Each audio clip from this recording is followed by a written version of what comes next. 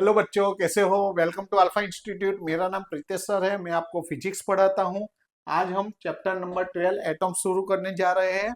आज important theory 5 और 6, 5 से 6 हम थियरी लेने वाले हैं, इम्पोर्टेंट वाली। ओके, सबसे पहले तो आपको ये वीडियो को सब्सक्राइब करना है। अगर आपने सब्सक्राइब कर दिया है तो ये वीडियो आपको आपके फ्रेंड सर्कल में भेजना है और उनको भी सब्सक्राइब करने के लिए बोलना है। दूसरी बात, ये जो भी मेरी हैंड रिटन नोट्स है वो आपको लिखने की जरूरत नहीं है, वो डिस्क्रिप्शन बॉक्स में रखी हुई है, वहां से आप ले सकते हो। तीसरी बात, अगर आपने आगे के वीडियो नहीं देखे, आगे के वीडियो देखना चाहते हो तो प्लेलिस्ट में रखे हुए हैं, वहां से आप ले सकते हो।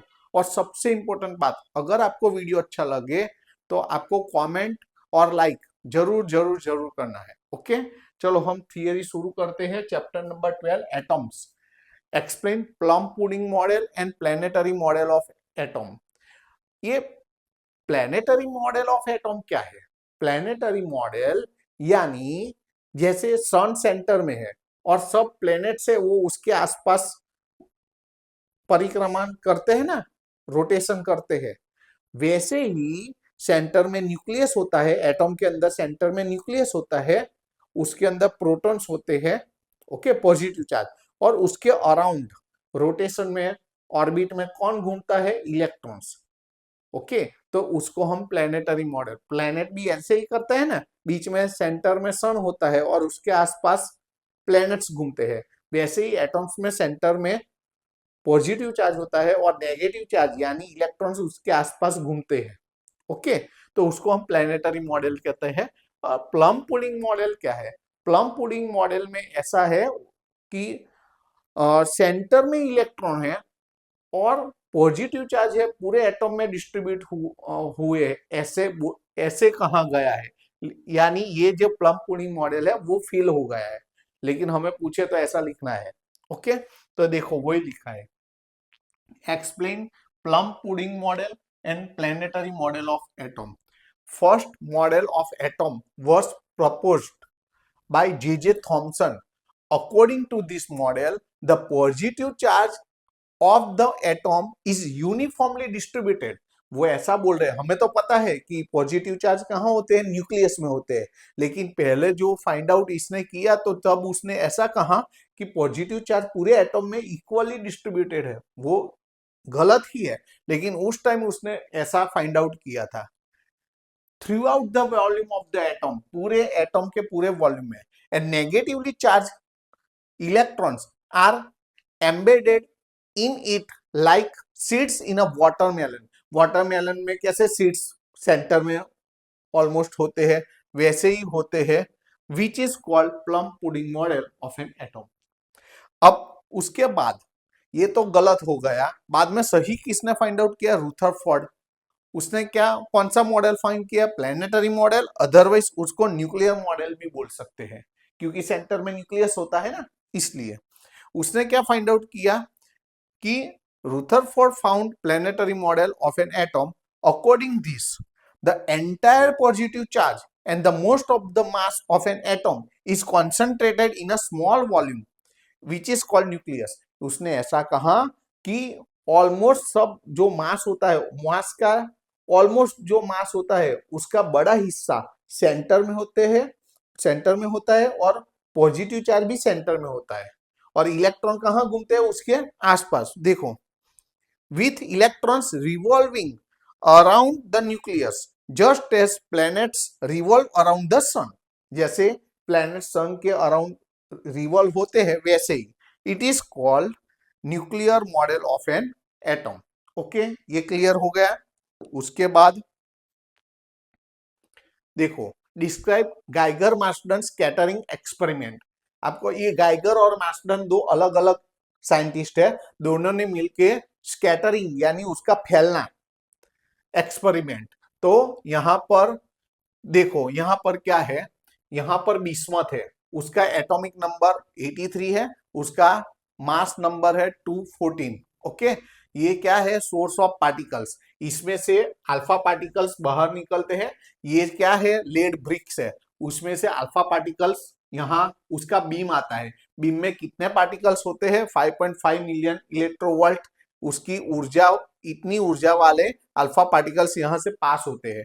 यहाँ क्या होता है, गोल्ड का थीन फॉइल होता है, उसके पर टकराते हैं। ओके, वो अल्फा पार्टिकल टकराते हैं तो कई सारे सीधे ऐसे ही बिना डेविएशन यानी बिना मुड़े वो सीधे ही चले जाते हैं, थोड़े थीटा एंगल पर मुड़ के जाते हैं और बहुत कम वो रिफ्लेक्ट भी करते हैं, उसको अथड़ा के वो पीछे भी आते हैं। लेकिन ये नंबर बहुत कम है, देखो यहाँ लिखा है 1 in 8,000 और सो 8,000 पार्टिकल्स जब पास हो जाते हैं तब एक आध पार्टिकल ऐसे पीछे आता है। ओके, ये कहा, ये पास होके, ये अल्फा पार्टिकल पास होके कहाँ टकराते हैं, ये क्या होता है, स्क्रीन होता है, जिंक सल्फाइड की ये स्क्रीन होती है। ओके, और जब टकराते हैं तो उसके ऊपर व्हाइट डॉट क्रिएट होते हैं। ओके, और ये जो व्हाइट डॉट होते हैं, ओके, जैसे फ्लैश होती है ना, फ्लैश झपका रहा ऐसा होता है, और वो यहाँ माइक्रोस्कोप से हम डिटेक्ट करते हैं। माइक्रोस्कोप कैसा होता है, देखो मैंने लिखा है मूवेबल, वो मूवेबल होता है और जितने जितने जहां पर अल्फा पार्टिकल टकराते हैं उसको वो डिटेक्ट करता है, वो काउंट करता है। ओके, तो वही सब लिखा है, जैसे जो मैंने बोला ना फिगर में, वही लिखना है। देखो, as shown in figure, beam of 5.5 million electronvolt alpha particles emitted from the bismuth, इसको बिस्मथ बोलते हैं, BI, और वो क्या है, रेडियो एक्टिव सोर्स है। रेडियो एक्टिव सोर्स यानी क्या, जो एलिमेंट का जो सेंटर वाला पोर्शन होता है, न्यूक्लियस, वो अनस्टेबल होता है, तो वो क्या करते हैं, उसमें से एनर्जी को आउट करते हैं और स्टेबल होने का ट्राई करते हैं। तो एनर्जी को आउट कैसे करते हैं, अपने में से अल्फा बीटा या गैमा रेडिएशन को बाहर निकालते हैं, अल्फा बीटा पार्टिकल या गैमा रेडिएशन को बाहर निकालते हैं और वो स्टेबल होते हैं, ऐसा। तो यहाँ बिस्मथ रेडियो एक्टिव सोर्स है, उसमें से अल्फा पार्टिकल्स बाहर निकलते हैं at a thin metal foil made of gold. और कहां से पास होते हैं, यहाँ पर क्या है, गोल्ड फॉइल होती है, उसका एक पतला पतला सा चिप होता है। Okay, this beam is pass through lead bricks, वो ये जो लेड ब्रिक्स है, ये 1 2 3 4 उसमें से पास होते हैं।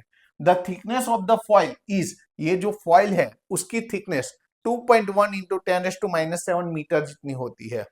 Alpha particles were observe through zinc sulphide screen, ये जो जिंक सल्फाइड स्क्रीन है उससे वो अल्फा पार्टिकल्स को ऑब्जर्व किया जाता है माइक्रोस्कोप की मदद से। फ्लैशेस, जब यहाँ टकराते हैं ना स्क्रीन पर, तब फ्लैश होता है।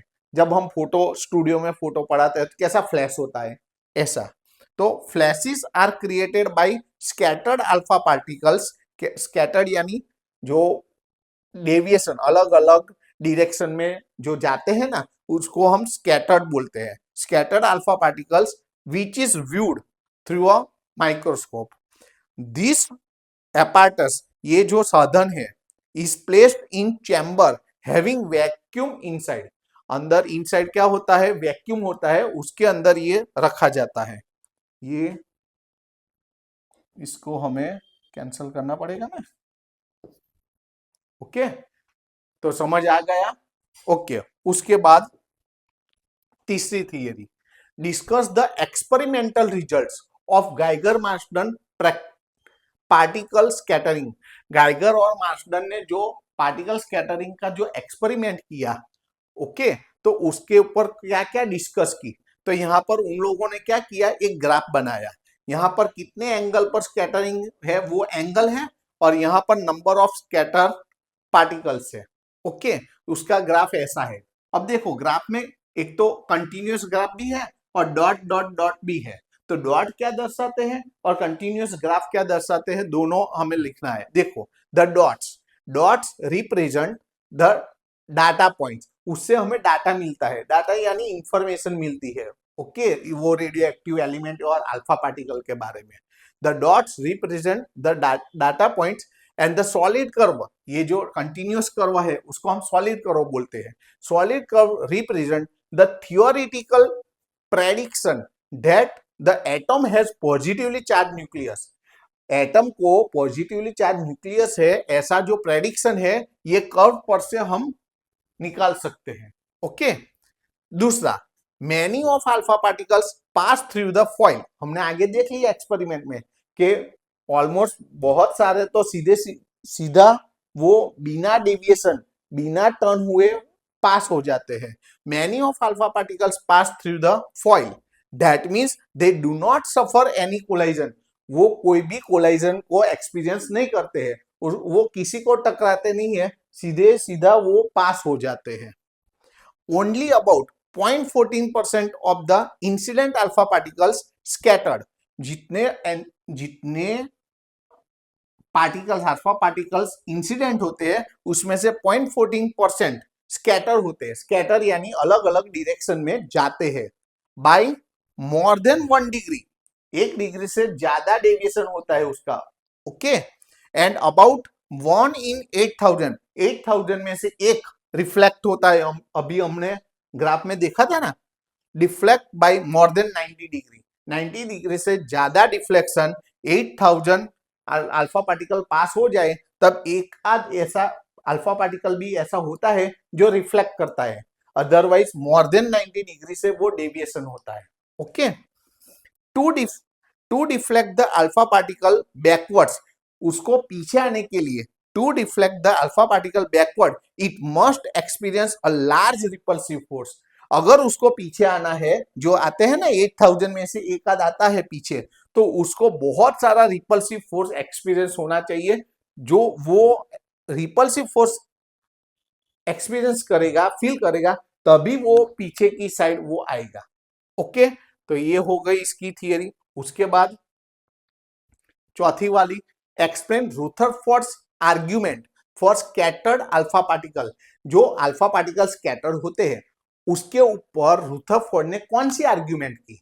तो आर्ग्यूमेंट में क्या किया, Rutherford argued that if a large part of mass of atom is concentrated at its centre, हमें पता है कि उसका ऑलमोस्ट जो मास होता है वो तो सेंटर में ही जमा हुआ होता है, and it has a positive charge, और उसको सेंटर में यानी न्यूक्लियस उसमें पॉजिटिव चार्ज होता है, then the Coulomb repulsive force में एक्ट, और वहां पर कूलम रिपल्सिव फोर्स भी एक्ट होता है, क्रिएट होता है। तो ये सब आर्ग्यूमेंट उसने अल्फा पार्टिकल वाला जो एक्सपेरिमेंट किया ना उसके पर से उसने आर्ग्यू की। If so then incoming alpha particle could get very close to the positive charge. अगर ऐसा है तो अल्फा पार्टिकल्स जो न्यूक्लियस है उसके बहुत नजदीक आते हैं। जब बहुत नजदीक आ जाते हैं तब उसमें रिपल्सिव फोर्स क्रिएट होता है और वो फिर से दूर चला जाता है, यानी टकराता नहीं है, कोलाइजन होता नहीं है।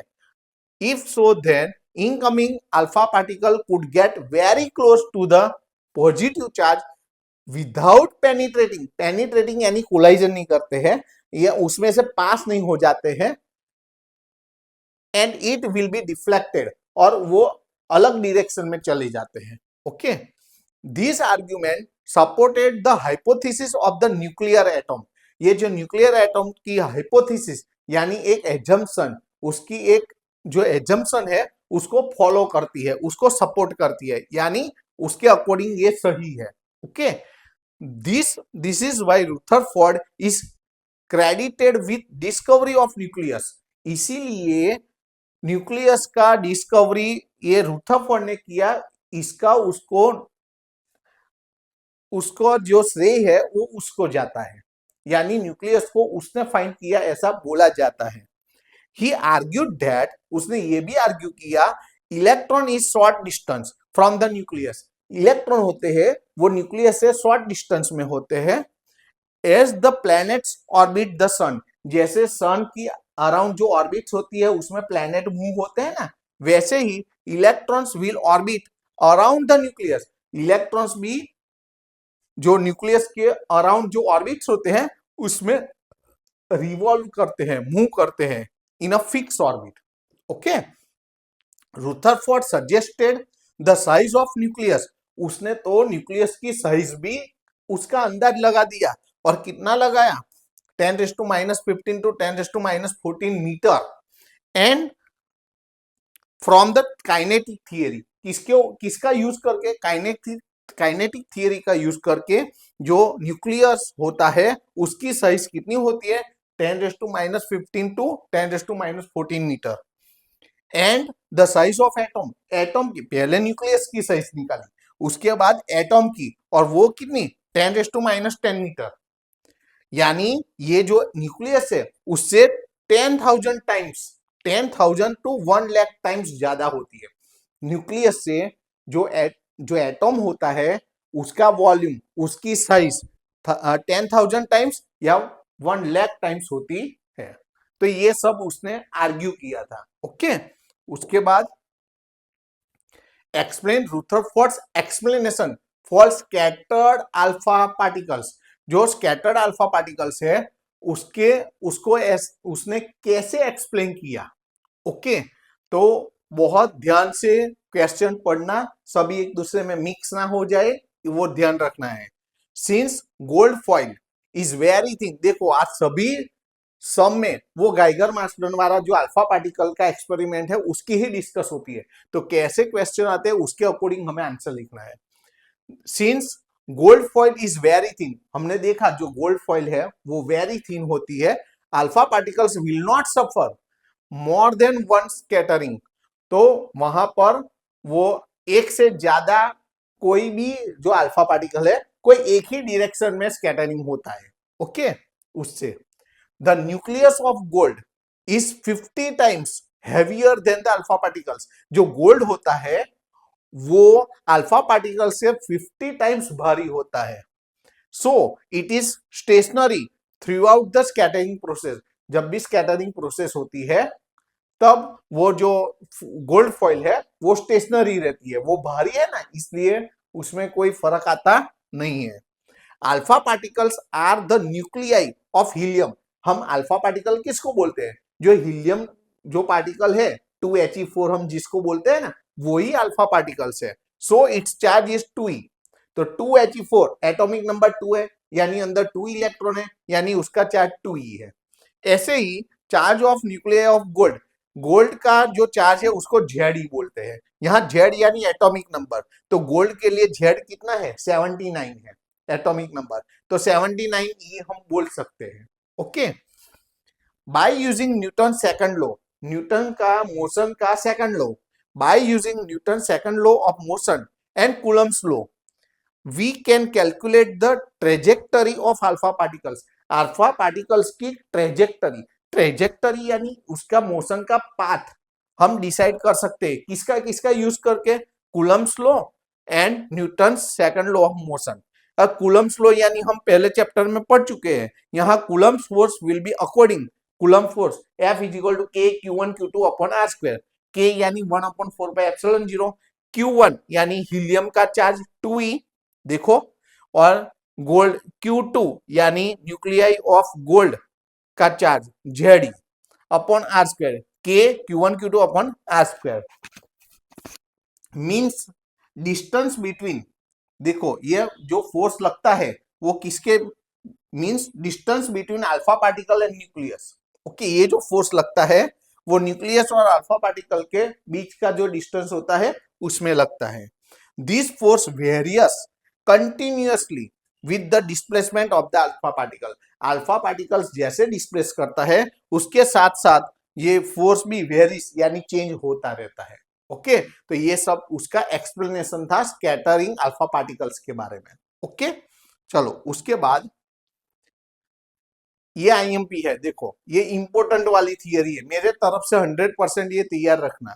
Explain the trajectory of alpha particles. ये अल्फा पार्टिकल्स देखो, ये टारगेट है।